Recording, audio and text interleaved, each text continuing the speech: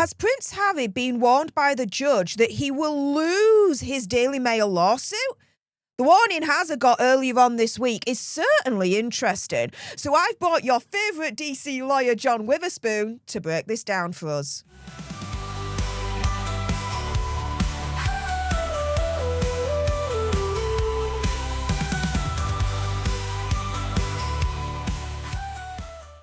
Hey up everyone, it's me, Stef The Alter Nerd, your nerdy alternative, and welcome to the Dose of the Daily Nerd, where I break down the royal news and gossip of the day that's pretty much caught me eye. And oh my goodness, yeah, let's jump into this madness with your favourite DC lawyer, of course. It's Mr. John Witherspoon. Hey up mate, thank you so much for joining me again on this video. So, by all accounts, from what we've been talking about in the background, you are a little bit familiar with this warning that Hazard and the rest of the people that are trying to sue Daily Mail have received from the judge. For those that have missed it, judge warns Prince Harry over legal bill in the Mail case, turning round and saying that, look, you need to have the clearest possible understanding of how this case is being conducted in the face of spiralling legal fees. So there's 7 claimants in total that have been warned, including Prince Hazard in all of this, and saying, look, if you lose, you are going to be handed a multi-million-pound legal bill. In the judgment, Judge David Cook and Mr. Justice Nicklin said that they wanted to make it clear to the claimants that they risked paying substantial costs in the event of a legal defeat. The court had been told that the 7 claimants were insured collectively for £14.1 million to meet the totality of Associated Newspapers' costs in the event that they all lost. And Associated Newspapers, for those that don't know, is the publisher behind Daily Mail, Mail on Sunday, all that malarkey, right? However, the claimants have also obtained individual policies, each worth £2.35 million, meaning that if only someone and others dropped out, then their bills could end up being far higher than the £2.35 million covered by insurance. Financially, they are screwed potentially if they lose, right? In a previous ruling, the judges have already commented on the legal costs, right? Estimated at nearly £39 million at this point. The judge is saying that this is clearly outside the range of the reasonable. Judge Cook saying that such sums were manifestly excessive and therefore disproportionate. And so I'm bringing your favourite DC lawyer into this, John Witherspoon, because I find it very, very interesting and a very unique situation, especially in the UK courts, where we have the judges turning round to claimants and saying, if you lose, you are on the hook for millions. Like, are you sure you still want to go ahead with this? That's kind of like what I'm getting from all of this, right? And for me, this is very unprecedented for the judges in this country to do. I've never heard a judge give this warning out to anyone before, right, when they're trying to sue this, that, and the other. So this warning that Hazard and the remainder of the claimants have got, is this essentially a warning by the judge that, dude, you're going to lose this Daily Mail lawsuit? Never mind think of the children. Think of the millions that you've already poured into this. I mean, what do you think to this, mate? Well, I think you're exactly right in your analysis. And I think the important thing to do here is to read between the lines a little bit of what the judge has said. And a couple of things come to mind in this context. First of all, people will recall, I think, that the last time Harry was involved in some litigation, the Ravik case, and he lost, he immediately went on the BBC and told a correspondent for the BBC, well, I wish somebody had told me that it might turn out this way. And everybody in the whole world said, hey man, the trial court judge told you that this is probably going to be what's going on in so many words. And then the appellate court came back and basically said exactly the right thing. So I think that this judge is probably dealing with that in the back of his mind. I mean, judges read the newspaper, and I'm sure the judge has a television at home as well, and he knows what Prince Harry has said. He's not going to let that affect the disposition of the case, but he's a human being. He's aware of what happened the last time around. Um, there's an economic term called the sunk cost fallacy, which basically says just because you've already spent a whole pile of money doesn't mean that you should continue going on spending money. It's kind of like if you're at a casino and you've lost, it doesn't mean you should keep going trying to recoup your losses. In some cases, it's best to just say, all right, I'm going to get out of here and lick my wounds and go home. I think that's possibly part of the message as well. Another part of the message may well be that the judge has looked at this case in the paperwork that has been filed so far, and the judge may sort of have in the back of his head, this may not be the world's strongest case, especially since there have already been some hints. I believe one of the witnesses has stepped forward in some way and has said, yes, right there, that some of the testimony or some of the evidence that has already been turned in is potentially very problematic. The judge, no doubt, is aware of that as well. And again, he's not allowing that to color his handling of the case, but he has to be certainly aware of it, at least in the back of his mind. And on a certain level, too, the courts are very overloaded. Judges are always anxious for litigants to settle cases in order to just get them out of the way. And that doesn't mean that the judge is lazy or that the courts are not available to everybody. But if there is an option to get things straightened out and put to bed so that everybody can move on, including the court, then that's something to be, to be used as a goal to try and shoot for. So I think that's probably in the judge's mind as well, to a certain extent.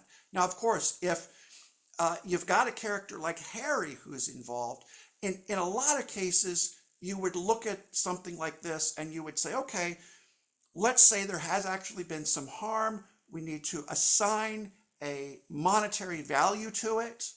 And then if the evidence supports the allegation that there's been some inappropriate activity, this person needs to be compensated for that inappropriate activity, for the harm that they've suffered. Okay, fair enough. But you've got a character like Harry who has repeatedly said that he basically, in so many words, wants to set the world straight.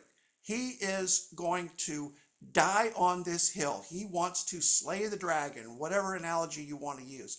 And I think the judge is probably looking at him also and saying, listen, son, do you really want to go here? Because you are really putting a lot at risk. It's a lot easier for someone like Harry, with the funds that he's received from the book that he wrote and from the Netflix deal, however much that was. He's got some funds at his disposal to go ahead and litigate this.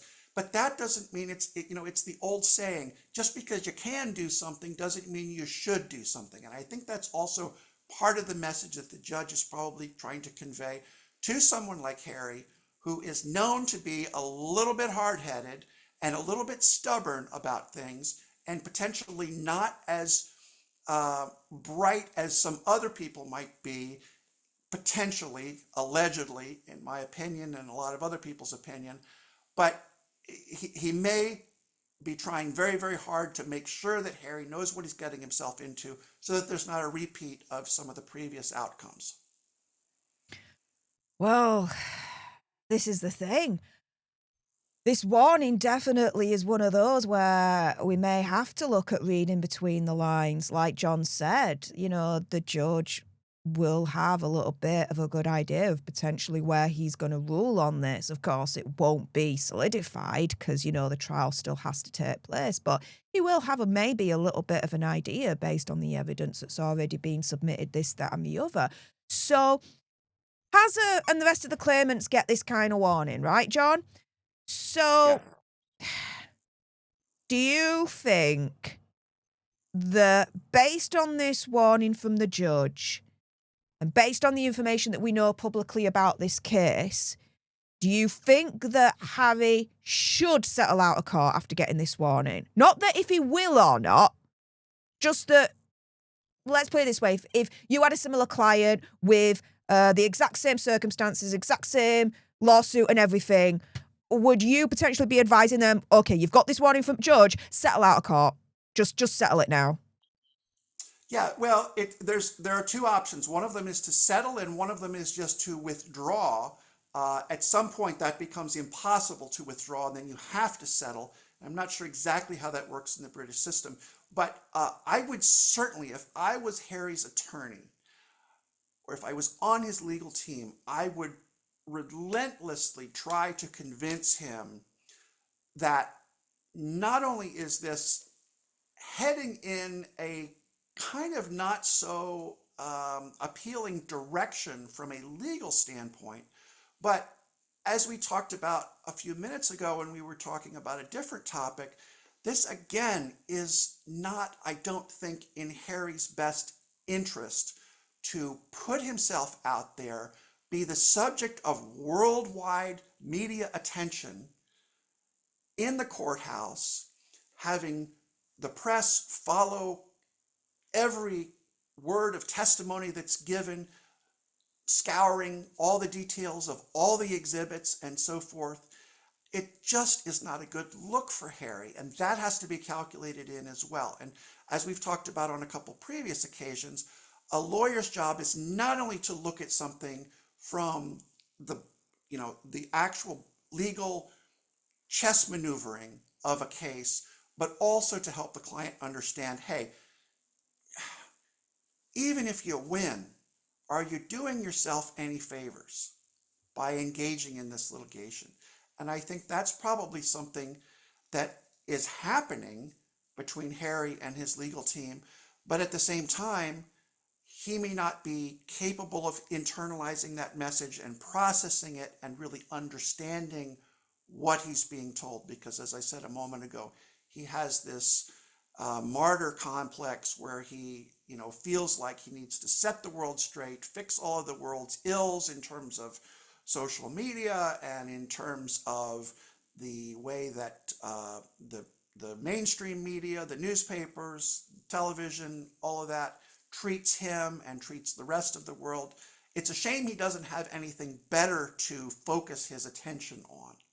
I think that's kind of the bottom line. I think he's grasping at excuses to try and be relevant and to insert himself into some battles that I'm not denying that there was some skullduggery.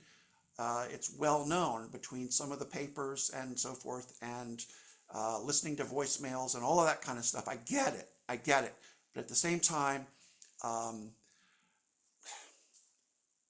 think people are probably looking at Harry and just rolling their eyes and saying, ugh, why doesn't he get a life? Why doesn't he find something else to occupy his time? It's just very unfortunate in the grand scheme of things.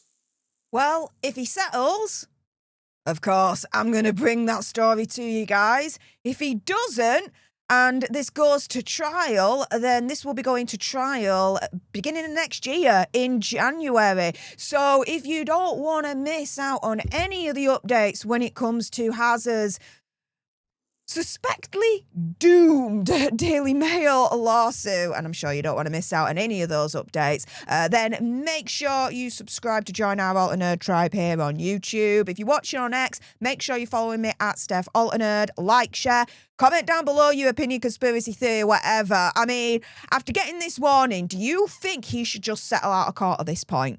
You think he should just walk away and be like, you know what, I'm just going to cut my losses here? What do you guys think? Let me know in the comments down below. Special thanks to John for joining me on this video. I appreciate you, mate. Big, massive thank you to everyone that's tuned in. Appreciate all your faces. And until the next time, you guys, laters. Step, don't play, she holds the line. Shouting from the rooftop.